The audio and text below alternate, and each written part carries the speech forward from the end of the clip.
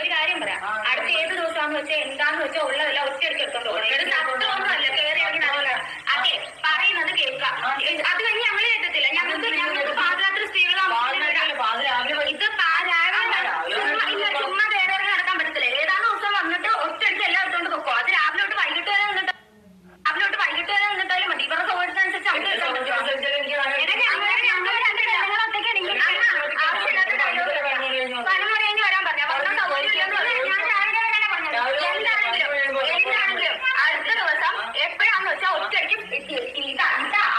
എന്താന്ന് വെച്ചാൽ എടുത്തോണ്ട് നോക്കണം. അല്ലാണ്ട് ഇത് കയറിറങ്ങിയാൽ സത്രമൊന്നുമല്ല. ഇനി ചുമ്മാ കയറിറങ്ങി വരാൻ ഇത് സത്രമല്ല. ഞങ്ങൾക്ക് പറയാം.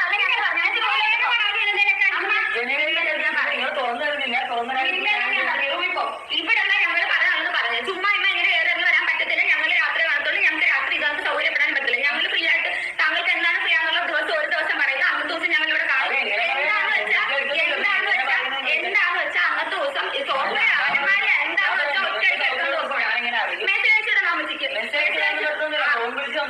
നമുക്കൊരിക്കലും പറയാൻ പറ്റത്തില്ല ഈ രോഹിത്തിൻ്റെ സൈഡിലെ എല്ലാ ശരിയെന്നുള്ളൊരു കാര്യം നമുക്ക് ഒരിക്കലും പറയാൻ പറ്റില്ല. എന്നാൽ പോലും ഉണ്ടെങ്കിൽ ഇത്രയും നാളുണ്ടെങ്കിൽ അവർ ഒരുമിച്ചാണ് താമസിച്ചത്.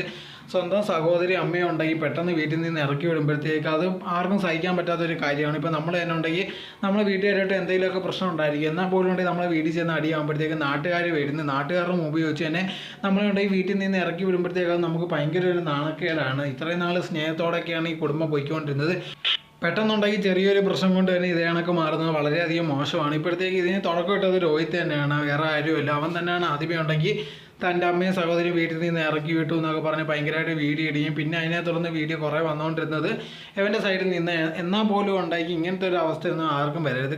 തീർച്ചയായിട്ടും ഉണ്ടെങ്കിൽ ഫാമിലിയിൽ പ്രശ്നങ്ങളൊക്കെ എല്ലാവർക്കും ഉണ്ട്. എന്നാൽ പോലും ഉണ്ടെങ്കിൽ സ്വന്തം വീട്ടിൽ പോലും കയറി ചെല്ലാൻ പറ്റാത്ത ഒരു അവസ്ഥയെന്ന് പറയുന്നത് വളരെയധികം മോശമാണ്. സഹോദരി പറയുന്നത് നിങ്ങൾ കേട്ട് ശ്രദ്ധിച്ചാൽ മതി. അത് ഭയങ്കര ഒരു മോശം ഒരു അവസ്ഥയാണ്. വീട്ടിൽ ചെല്ലുമ്പോഴത്തേക്കുണ്ടെങ്കിൽ അങ്ങനെ കയറി വരാൻ പറ്റില്ല, സ്ത്രീകൾ മാത്രം താമസിക്കുന്ന സ്ഥലമാണെന്നുള്ള രീതിയിലുള്ള സംസാരം. അത് സ്വന്തം സഹോദരനാണ്. ഇപ്പോൾ എന്ത് പ്രശ്നം ഉണ്ടായാൽ പോലും ഉണ്ടെങ്കിൽ സഹോദരനോട് ഇങ്ങനെയൊന്നും പറയാനേ പാടില്ല. കാരണം എന്ന് പറയുന്നത് ഇത്രയും നാൾ അവർ ഒരുമിച്ചാണ് താമസിച്ചത്. അപ്പോൾ പോലും ഒരു കുഴപ്പമില്ലായിരുന്നു. അവരുടെ രണ്ടുപേരുടെ കാര്യങ്ങൾ നല്ലോണം നോക്കിയത് ഇവർ തന്നെയായിരുന്നു. പക്ഷേ പെട്ടെന്നുണ്ടെങ്കിൽ ചെറിയൊരു പ്രശ്നത്തിൻ്റെ പേരിലുണ്ടെങ്കിൽ വീട്ടിൽ പോലും കയറാൻ പാടില്ല, ഇറക്കി വിടുകയും പിന്നെ നാട്ടുകാരെല്ലാം ചേർന്നുണ്ടെങ്കിൽ അവർക്കെതിരെ സംസാരിക്കുമ്പോഴത്തേക്ക് അമ്മ പ്രത്യേകിച്ച് ഒന്നും പറയുന്നില്ല.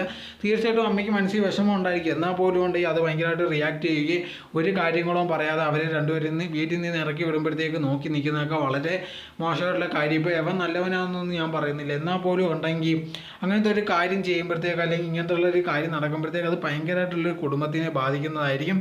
ഇനി എവർ തമ്മിൽ നല്ല രീതിയിൽ പോകുന്ന പോലും ഭയങ്കരമായിട്ടുള്ള ഡൗട്ടുള്ള ഒരു കാര്യം തന്നെയാണ്.